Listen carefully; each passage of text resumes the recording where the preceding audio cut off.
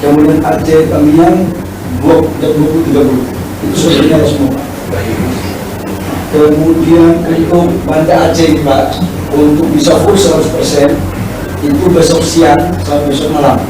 Kalau malam ini baru 95%.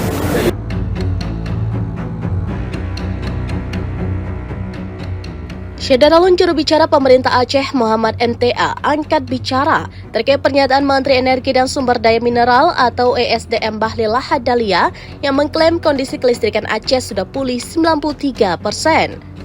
Menurut MTA, pihaknya perlu melakukan klarifikasi terkait klaim tersebut demi menjaga kondusivitas di tengah masyarakat.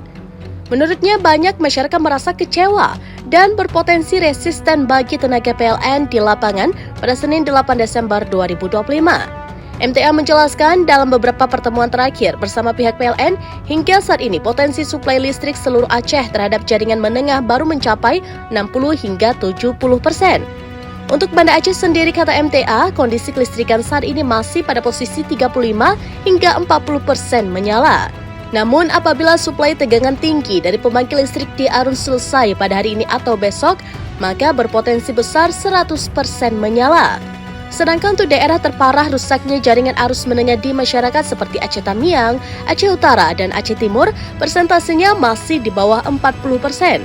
Kota Lok Sumawe sekitar 75%, sedangkan untuk Barat Selatan secara keseluruhan 70 hingga 80%. Untuk itu, MTA berharap kekeliruan yang disampaikan oleh Menteri ESDM tersebut tidak mengakibatkan kekecewaan masyarakat terhadap petugas PLN di lapangan, apalagi sampai terjadinya hal-hal yang tidak diinginkan terhadap mereka. Menurut MTA, saat ini terdapat hampir 1.000 petugas PLN yang didatangkan dalam upaya pemulihan listrik untuk segenap masyarakat Aceh.